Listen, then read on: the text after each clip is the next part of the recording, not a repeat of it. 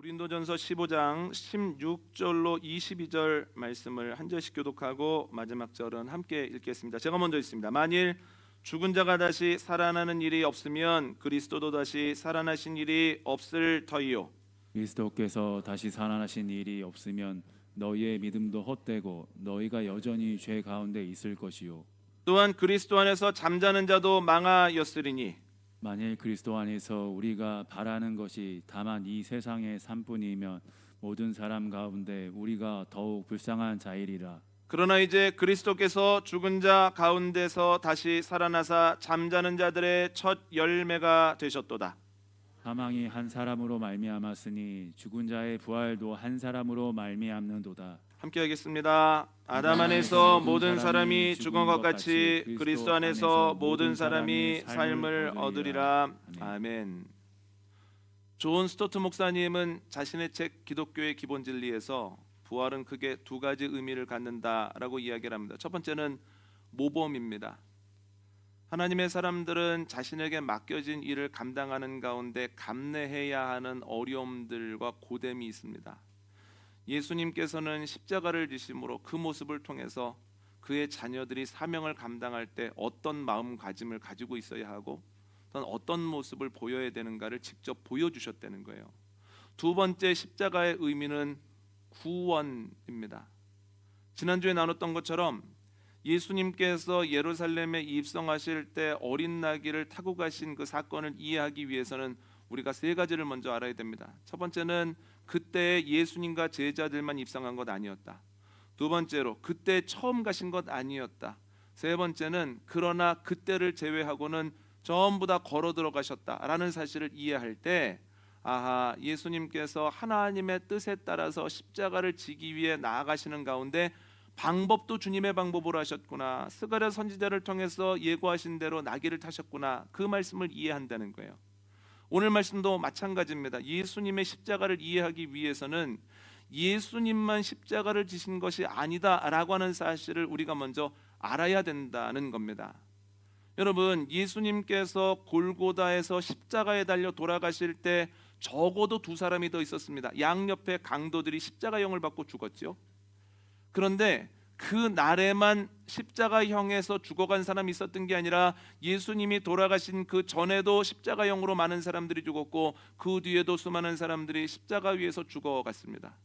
그뿐만 아니라 골고다라고 하는 것은 로마가 많은 사람들을 사형하기 위해서 마련한 여러 사형장 중에 하나였다는 거예요.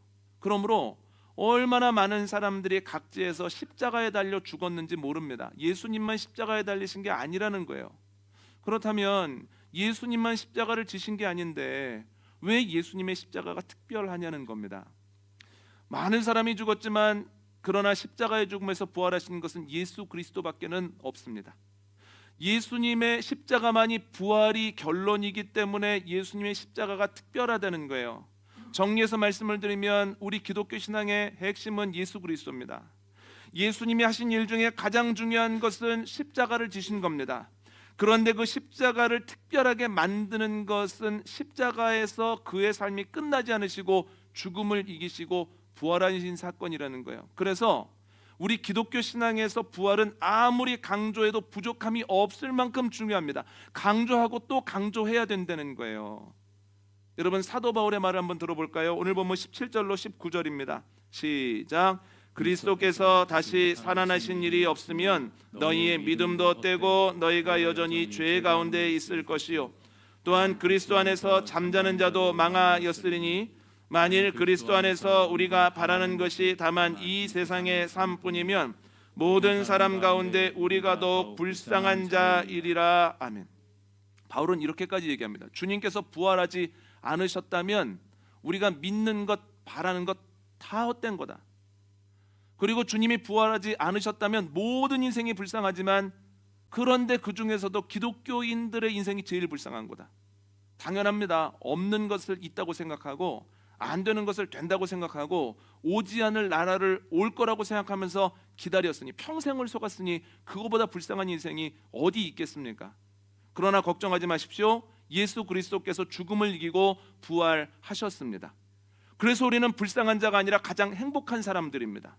우리는 헛된 것을 바라는 자들이 아니라 있는 것을 바라고 오게 될 것을 기다리는 소망을 품고 사는 사람들이라는 거예요. 여러분, 십자가의 부활이 우리에게 소망이라고 하는 것을 기억하시기를 원합니다. 그런데 부활을 명확하게 알면 알수록 우리의 소망이 점점 커지고 또렷해진다는 거예요. 그래서 오늘은 부활의 의미에 대해서 두 가지를 나눠보려고 하는데, 첫 번째는 뭐냐면 부활은 압도적인 승리라는 겁니다. 졌지만 잘 싸웠어, 젖잘싸라는 말을 많이들 사용하시거든요. 이기지는 못했지만 과정은 괜찮았다는 거예요. 그래서 승리를 얻지는 못했지만 우리에게 의미가 있다라고 할 때에 졌지만 잘 싸웠다, 이런 얘기를 하거든요. 그런데 언제부터인가 졌지만 잘 싸웠어라고 하는 이야기를 들으면 마음이 슬쩍 불편한 겁니다. 그 말이 잘 안 와닿습니다. 내가 왜 이럴까? 내 마음이 박해진 걸까? 옛날에는 승리하지 못해도 과정만 괜찮으면 행복해요 했었는데, 어느덧 내가 나이를 먹다 보니 그래도 이겨야지, 못 이기면 아무 소용없어, 이런 생각을 하게 된 걸까? 굉장한 고민이 있었습니다. 그런데 올해 초에 왜 그렇게 되었는지를 제가 깨닫게 되었습니다. 1월 달에 깨닫게 되었는데요. 한국 축구는 누가 뭐래도 아시아의 맹주입니다. 2002년도에는 월드컵 4강까지 올라갔습니다. 저는 제 생애에 또 4강 가는 대한민국을 볼지 안 볼지 잘 모르겠습니다. 크게 나와서 대한민국하고 빨간 물결이 여기저기를 참 메웠던 그런 기억이 나거든요. 그뿐만 아닙니다. 대한민국은 10번 연속 월드컵 본선에 진출한 나라입니다. 이게 얼마나 어려운 거냐면 수많은 나라 중에서 6개 나라만이 가지고 있는 기록입니다. 다른 아시아 국가들은 꿈도 꾸지 못하는 기록이라는 거예요. 다른 아시아 국가들이 보면 너무 부럽다 할 만한 기록이라는 거예요. 그런데 이상하게도 유독 아시아 국가들이 나와서 겨루는 아시안컵에서만큼은 대한민국이 힘을 못 씁니다. 이름값을 못 합니다. 1회, 2회 대회였던 1956년과 60년에만 우승을 했을 뿐 그 뒤로 60년이 넘게 한 번도 우승을 못한 거예요. 그런데 이번에는 다르겠지 하는 기대가 저를 비롯해서 많은 사람들에게 있었습니다. 신문의 표현에 의하면 역대급 멤버였기 때문입니다. 손흥민 선수 있죠, 황희찬 선수 있죠, 이강인 선수 있죠, 김민재 선수 있죠. 그 외에도 해외파가 수없이 많습니다. 이번에는 우승이구나, 기대가 컸거든요. 근데 이게 웬일입니까? 첫 경기는 잘 하더니만 두째 경기부터 뭔가 이상한 모습을 보이다가 4강에서 요르단에게 참패를 당했습니다. 언론에서는 참사라는 표현을 썼더라고요. 그만큼 지기도 했지만 내용도 아주 허술했다라고 하는 거예요. 그런데 화가 나는 게 뭐냐면 조별리그 마지막 경기 때 저희 나라보다 이 FIFA 랭킹이 100이나 뒤떨어져 있는 말레이시아와 3대3으로 비기고 난 다음에 그때 우리나라를 이끌고 있던 외국인 감독에게 물어봤습니다. 오늘 경기 어땠습니까? 그랬더니 흥미진진한 경기였다라고 얘기를 하는 거예요. 이거는 다른 나라를 맡고 있는 감독이 지나가면서 할 수 있는 얘기지, 본인이 맡았던 팀이 100이도 넘게 차이 나는 팀과 우여곡절 끝에 비겼는데 할 수 있는 얘기는 아니라는 거예요. 더 화가 났던 건 4강에서 탈락하고 난 다음에 선수들이 울고 있는데 그분 표정이 더 해맑은 거예요. 얼굴이 해처럼 빛납니다. 저희 나라 속담에 웃는 얼굴에 침을 못 뱉는다, 그것만 알고 있었는데 그때 이후로 웃는 얼굴이 미울 수도 있구나, 울어야 될 때는 울어야지, 울어야 될 때 웃는 것만큼 꼴불견이 없구나, 이런 생각이 막 올라올 정도였습니다. 제가 그때 깨닫게 된 게 뭐냐면 경기를 주고 나서 많이 배웠습니다 라고 말할 수 있을 만한 경기는 연습 경기이거나 안 중요한 경기라는 거예요. 중요한 경기라면 이기고 지느냐에 따라서 진출하느냐 탈락하느냐가 결정되는 정도의 경기라면 배우면 안 됩니다. 경기는 배우려고 하는 건 아닙니다. 나와서 그동안의 땀과 눈물을 승리로 증명을 해내야 된다는 거예요. 누군가가 졌지만 잘 싸웠습니다 라는 이야기를 하려면 그 팀과 아무런 관계가 없는 사람이어야죠. 선수가 그 얘기를 하거나 더 나아가서 코치나 감독이 그 얘기를 할 때는 너무너무 힘든 일이 발생한다는 거예요. 그래서 제가 깨닫게 된 게 있습니다. 졌지만 잘 싸웠습니다, 많이 배웠습니다 라고 하는 말이 나에게 힘들었던 이유는 내가 꽤 오랫동안 한 가정의 가장으로서, 한 교회의 담임자로서 무엇인가를 결정하고 책임지는 일들을 반복적으로 해왔기 때문이구나. 최종 결정을 하고 그 모든 공동체를 이끄는 과정 속에서 졌지만 잘 싸웠습니다, 어쩔 수 없지 않습니까, 다음에 잘해보겠습니다 라고 이야기하는 것만큼 무책임하고 무능한 건 없구나. 본인은 의도가 없었다고 하지만 그 무책임과 무능이 수많은 사람들에게 고통을 주고 있구나, 이런 생각을 하게 되었습니다. 이것을 떠올렸을 때 예수 그리스도의 십자가를 생각하면 감사한 것밖에 없습니다. 두 가지 이유 때문에 그런데, 첫 번째는 주님께서 끝까지 십자가를 지셨다는 거예요. 베드로의 고백 이후에 예수님께서 가장 중요한 사건을 말씀해 주십니다. 얘들아, 내가 예루살렘에 올라가서 고난을 받다가 십자가에서 죽을 거다.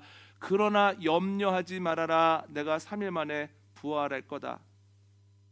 그런데 생각해 보십시오. 예수님이 그렇게 반복적으로 약속을 하셨는데 십자가를 앞에 두고 아무리 생각해도 못 지겠다, 그냥 돌아가자 하셨든지, 아니면 십자가를 지시는 중에 갑자기 십자가에서 내려오셔가지고 야, 내가 생각했던 것보다 훨씬 힘들다, 나 못하겠어, 그래도 할 만큼 하지 않았냐, 그냥 여기서 끝내자 하셨다면 이게 얼마나 황당한 일이겠습니까? 목사님, 그런 일이 어디 있습니까? 제가 누차 말씀을 드리지만 예수님이 인간의 몸을 입으시는 순간부터 우리에게 힘든 건 예수님께도 힘들다는 거예요. 우리가 피하고 싶은 건 예수님도 피하고 싶다는 거예요. 우리가 그만하고 싶은 건 예수님도 그만하고 싶다는 거예요. 그래서 예수님께서 겟세마니 동네에서 어떻게 기도하십니까? 이 잔이 나에게서 지나갈 수만 있다면, 방법이 있다면 좀 지나가게 해주십시오. 그러나 내 뜻대로 마시옵고 아버지의 뜻대로 하시옵소서 기도하시죠. 예수님께서 십자가에 달려 계실 때, 그만큼 고통스럽고 외로우셨을 때 내려오고 싶은 마음이 꿀떡 같았을 겁니다. 그런데 그때마다 어떻게 이겨내셨을까요? 예수님께서 이런 마음으로 이겨내셨을 거예요. 내가 기도하면 12군단이나 되는 천사가 왜 나를 호위하고 나를 돕지 않겠는가? 그러나 내가 그렇게 해버리면 아버지의 일은 누가 이루나? 하면서 끝까지 그 십자가의 고통을 감내내셨다는 거죠. 주님의 놀라운 사랑이라고 하는 거죠. 두 번째로 감사한 게 뭐냐면, 주님께서는 십자가의 죽음에 머무르지 않으시고 결국은 승리하셨다라고 하는 거예요. 주님께서는 죽음이 생각보다 만만치 않다, 나 못 이기겠다, 그러나 의미는 있지 않냐, 내가 졌지만 잘 싸웠다, 이렇게 말씀하시지 않았다는 거예요. 예수님께서 3일 만에 죽음을 이기셨습니다. 무덤에서 나오셨습니다. 무서워서 숨어 모여있는 제자들의 가운데에 가셔서 너희에게 평안이 있을지어다 라고 얘기를 하셨다는 거예요. 엠마오로 내려가고 있는 제자들을 찾아가셔서 말씀을 풀어주시고 떡을 떼어주시고 기도해 주시는 가운데 그들이 다시 예루살렘으로 올라올 수 있게끔 하셨다는 거예요. 수많은 사람들과 이야기를 나누시고 그들을 붙잡아 주심으로 많은 증인들이 있게 하셨다는 거예요. 특별히 베드로를 비롯한 수제자들이 이제 갈릴리에 가서 다시 옛날처럼 살겠다고 할 때 예수님이 갈릴리까지 가셔서 그들에게 용서를 선포하시고 다시 그들에게 사명을 주셨다는 거예요. 내 양을 먹이라, 이렇게 말씀하셨죠. 그리고 40일 동안 이 땅에 머무시다가 승천하셨죠. 압도적인 승리입니다. 부활은. 여러분, 아담 이후로 모든 사람은 죄인입니다. 죄의 결과는 죽음입니다. 우리가 아무리 노력해도, 아무리 지식을 가지고 있어도 죄와 죽음을 극복할 수 없기 때문에 모든 사람들은 죽음이 결론인 안타까운 인생을 살고 있었다는 거예요. 그런데 주님께서 십자가에 달려 돌아가신 이후에 3일 만에 압도적으로 승리하심을 보여주심으로 인하여서 죽음이 끝 아니야, 너희 인간의 일생이 죽음을 결론으로 하는 안타까운 여정이 아니야 라고 하는 것을 분명히 보여주셨죠. 여러분, 이것이 소망이라고 하는 겁니다. 여러분, 주님의 부활로 인하여서 우리 안에 소망이 넘치게 되었다고 하는 것을 기억하는 저와 여러분 되어주시기를 원합니다. 시간이 가면 갈수록 우리는 죽음과 가까워지는 것이 아니라 주님께서 약속하신 생명과 가까워지는 것이고, 주님이 약속하신 부활과 가까워지는 겁니다. 이것을 기억하면서 살아갈 때 바울과 같은 고백을 할 수 있습니다. 내 겉사람은 날로 낡아지지만 내 속사람은 날로 새로워집니다. 내가 바라보는 것은 죽음이 아니라 죽음 뒤에 있는 하나님께서 나를 위해 예비하신 면류관입니다. 그러므로 나는 끝까지 내 갈 길을 지키고 내 사명을 감당하고 선한 싸움을 싸웠다고 하는 것에 너무 큰 기쁨을 느낍니다.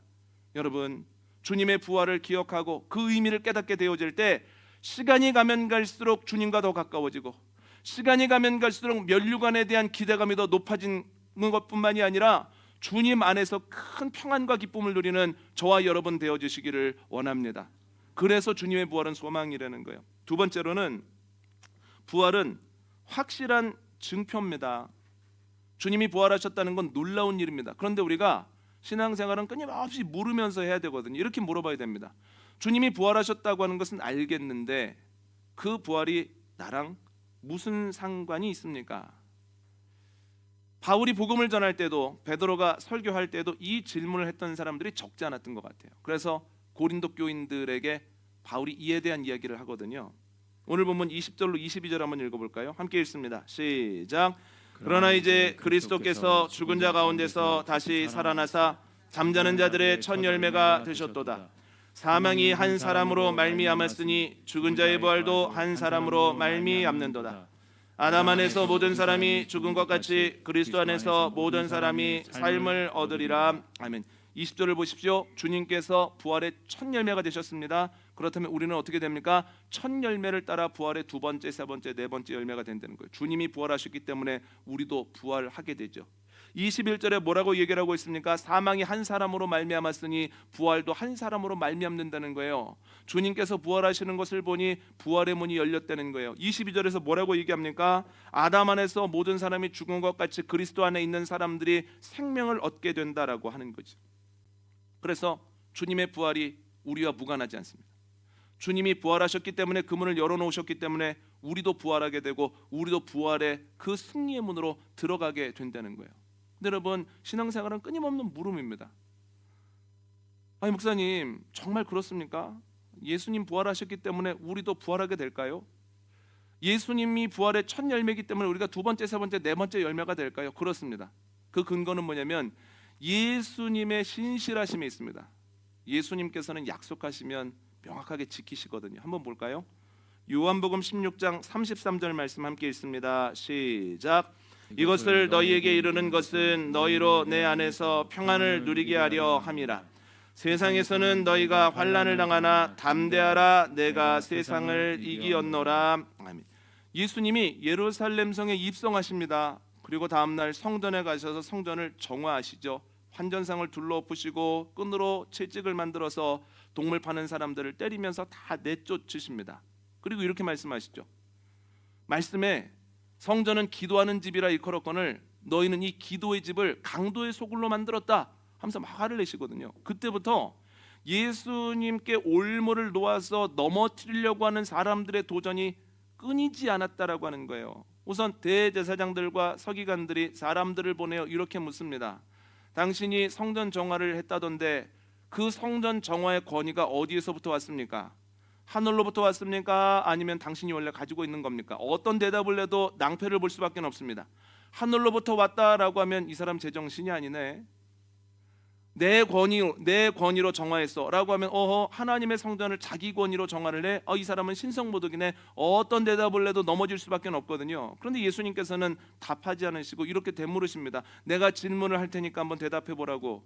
세례 요한의 권위는 어디에서 왔었냐고, 하늘로부터 왔느냐고, 아니면 그 자신이 갖고 있었던 거냐고 했더니 대제사장들과 서기관들의 대표자가 답을 하지 못하고 그냥 슬슬슬슬 도망가더라는 거예요.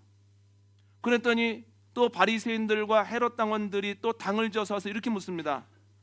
로마에게 세금을 바치는 것이 옳습니까? 옳지 않습니까? 새벽에도 말씀드렸던 것처럼 여기에서 이야기하는 세금은 인두세, 주민세를 이야기합니다.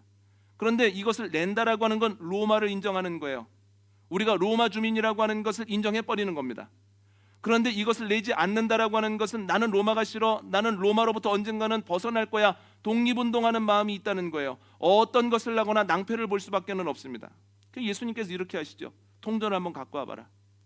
그 동전을 들었을 때 여기에 어떤 형상이 있느냐? 가이사의 형상이 있습니다. 그렇듯 이렇게 말씀하시죠. 가이사의 것은 가이사에게, 하나님의 것은 하나님에게. 새벽에도 말씀드렸지만 이게 간단한 이야기가 아닙니다. 이렇게 말씀하시는 거예요. 너희가 세금을 내야 되느냐 말아야 되느냐를 묻고 있지만 세금은 내고 있잖아. 가이사의 형상이 새겨진 그 동전으로 이미 세금을 내고 있잖아. 그러면 가이사의 것은 가이사에게 돌리면서 하나님이 너희의 심령은 하나님의 형상으로 만들어 놓으셨는데 너희는 왜 너희의 심령을 하나님께 올려드리지는 않느냐. 겉으로는 예배하는 것 같고 때때로 기도하는 것 같고 때때로 해야 되는 여러 가지 일들을 하는 것 같지만 왜 너희는 그 심령을 주님께 올려드리지 않으므로 주님을 아프게 하느냐? 그 이야기를 알아들은 바리새인들과 헤롯 당원들이 슬금슬금 피하더라는 거예요. 사두개인들이 또 와서 묻습니다. 부활에 대한 난제를 좀 묻고 싶습니다. 그 이야기를 듣고서 예수님 말씀하시죠. 너희가 주님의 능력도 모르고 부활에 대해서 무지하니까 이런 질문을 하고 이런 결론을 가지고 왔구나. 예수님이 한마디 하시면 그 예루살렘의 중심에 있었던 난다긴다는 사람들이 맥을 못 추더라는 거예요. 그때쯤에 예수님께서 이렇게 말씀하십니다. 너희가 환난 당할 때 걱정하지 말아라. 내가 이미 세상을 이겼다. 너희도 세상을 이길 수 있게 하겠다. 이게 약속이거든요. 내가 이겼으니 너희도 이기게 될 것이다. 그런데 여러분, 이 약속이 안 지켜지는 줄 알았거든요. 예수님 잡혀가실 때 제자들 다 도망가고, 또한 작은 소녀가 당신도 같은 도당 아니냐고 할 때 베드로가 3번이나 부인하고. 그런데 놀라운 것이 있습니다. 성령으로 충만해지고 난 다음에 이 제자들을 이길 사람들이 없더라는 거예요. 71명의 공회원 사람들이 제자들을 노려보면서 예수의 이름으로 가르치지 마라고 했을 때 그 제자들이 우리가 보고 들은 걸 전하지 않을 도리가 없습니다. 그리고 우리는 사람의 말이 아니라 하나님의 말 듣기로 저는 작정했습니다. 이렇게 얘기합니다.